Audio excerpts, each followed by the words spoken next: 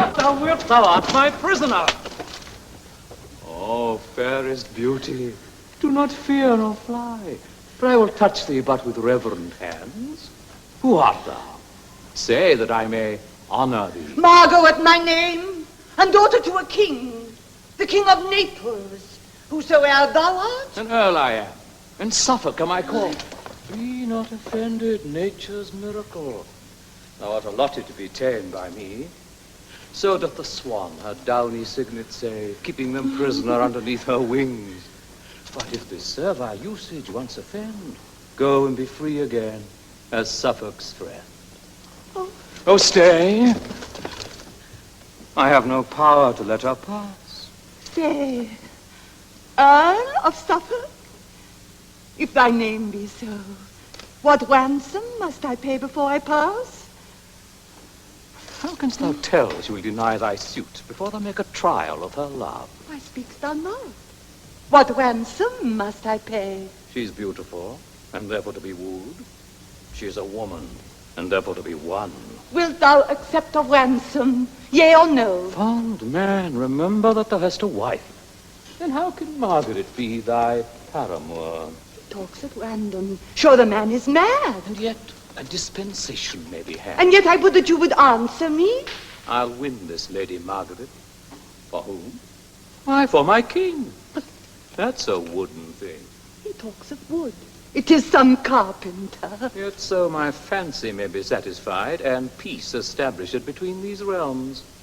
Lady, vouchsafe to listen what I say. Perchance I shall be rescued by the French, and then I need not crave his courtesy. Gentle madam, give me hearing in a cause. Hush, women have been captivated now. Lady, wherefore talk you so? I cry you mercy.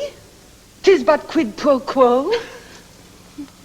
Say, gentle princess, would you not suppose this bondage happy to be made a queen?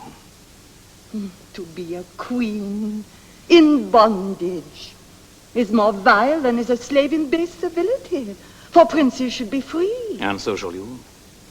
I'll undertake to make thee Henry's queen, to put a golden scepter in thy hand, and set a precious crown upon thy head.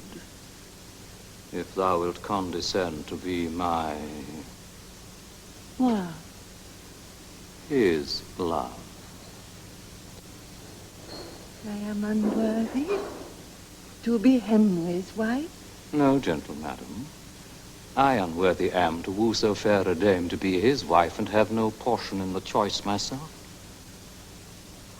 How say you, madam? Are you so content?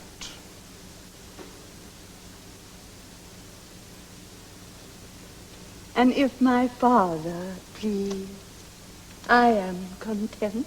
I'll crave a parley and compound with him. Farewell, sweet madam. But hark you, Margaret. No princely commendations to my king? Such commendations as become a maid, a virgin, and his servant say to him? Words sweetly placed and modestly directed, but madam, I must trouble you again. No loving token to his majesty?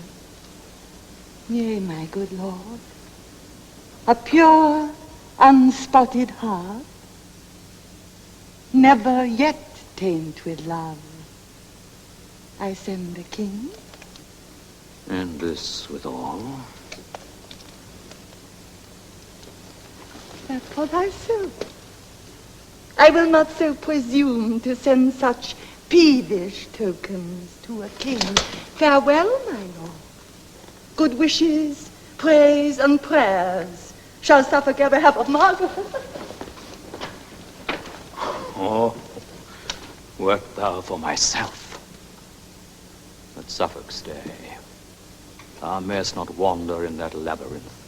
There minotaurs and ugly treasons lurk, without thou find some thread of stratagem to lead thee through the perils of the maze. Then, Pole, solicit Henry with her praises, that thou mayst relieve him of his wits with wonder. Thus Suffolk shall prevail. For Margaret may be queen and rule the king, but I will rule both her, the king, and realm.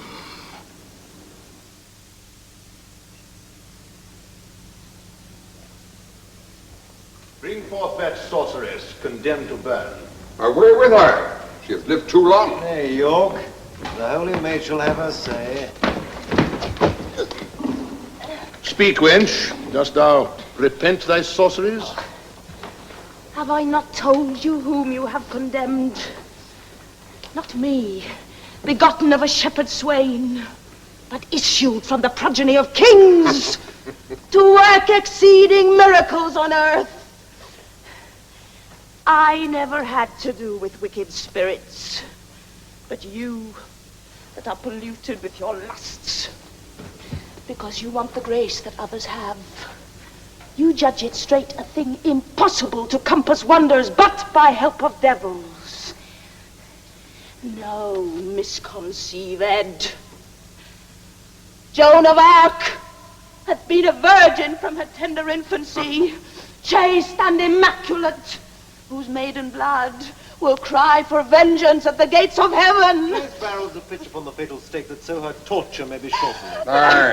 Aye, away with her to execution. Will nothing turn your unrelenting heart? Evil and homicide! I am with child! Oh, heaven forfend the Holy Maid with child. Murder not then the fruit within my womb. She and the Dauphine have been juggling. Well. Go to. Oh, will I have no bastards lived, especially since Charles was fathered. You are deceived. My child is none of his. It was Alençon that enjoyed my love. Alençon, that notorious Machiavel.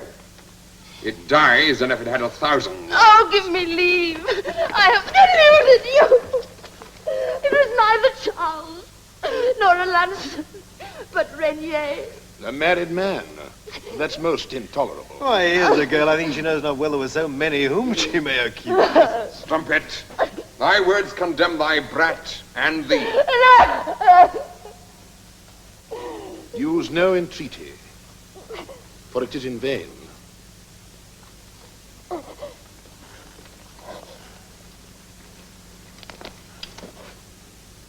Then lead me hence. With you, I leave my curse. May never glorious sun reflect his beams upon that England where you make abode. Posterity await for wretched years. Thy land shall be a marish of salt tears, and none but women left to wail the dead. Darkness and the gloomy shade of death shall environ you and yours, till black despair drive you to break your necks or hang yourself. Break thou to pieces and consume to ashes, thou foul, accursed minister of hell.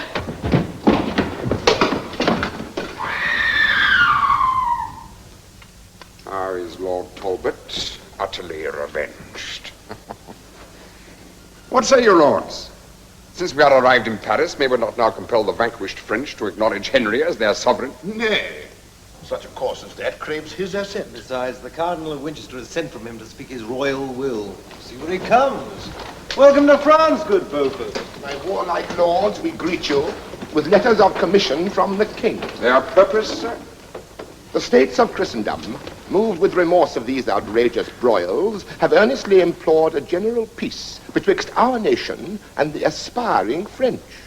And here at hand the Dauphin and his train approacheth to confirm the terms thereof. With all our travail turn to this effect. After the slaughter of so many peers, shall we now at last conclude effeminate peace? Be patient, York. If we conclude a peace, it shall be with such strict and severe covenants as little shall the Frenchmen gain thereby.